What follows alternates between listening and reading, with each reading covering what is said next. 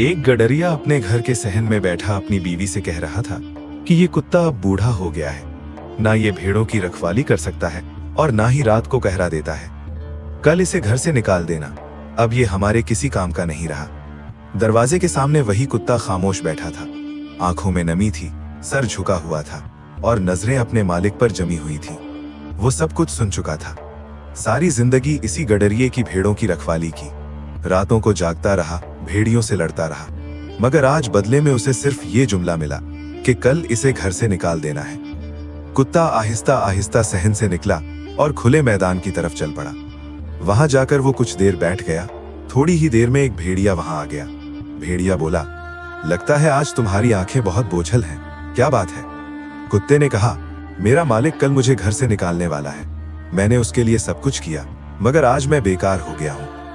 भेड़िया कुछ देर खामोश रहा, फिर बोला, अगर तुम चाहो तो मैं तुम्हें एक रास्ता बता सकता हूं, मगर इसके बाद तुम्हें मेरी एक बात माननी होगी। कुत्ता बोला, अगर इससे मेरी वफादारी साबित हो जाए तो मुझे मंजूर है। भेड़िया बोला, कल मैं तुम्हारे मालिक के बच्चे को उठाकर भागूंगा। तुम मेरे पीछे दौड़ना, मुझे भगाना और बच्चे को वापस ले आना। तुम्हारा मालिक खुद देख लेगा कि तुम अब भी उसके काम के हो। अगले दिन वही हुआ। भेड़िया बच्चे को उठाकर भागा।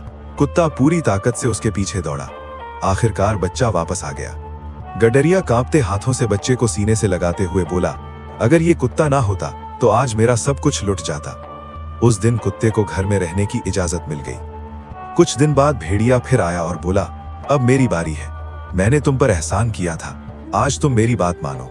मैं तुम्हारी एक भेड़ ले जाऊंगा, तुम मुझे नहीं रोकोगे। कुत्ते की आंखों में वही पुरानी वफादारी जाग उठी। उसने कहा, मैं अपने मालिक के साथ बेवफाई नहीं कर सकता, चाहे इसकी कीमत मुझे अपनी जान देकर ही क्यों ना चुकानी पड़े। भेड़िया भेड़ उठाकर भागा। कुत्ता उसके पीछे लपका। देर तक शोर सुनाई देता रहा। जब गडरिया वहां पहुंचा तो देखा, एक तरफ कुत्ता जख्मी पड़ा था, दूसरी तरफ भेड़िया मरा हुआ था और दरमियान में भेड़ बिल्कुल महफूज खड़ी थी। गडरिया समझ गया, वफादारी कभी एहसान नहीं देखती और बेवफाई कभी अंजाम से नहीं बचती।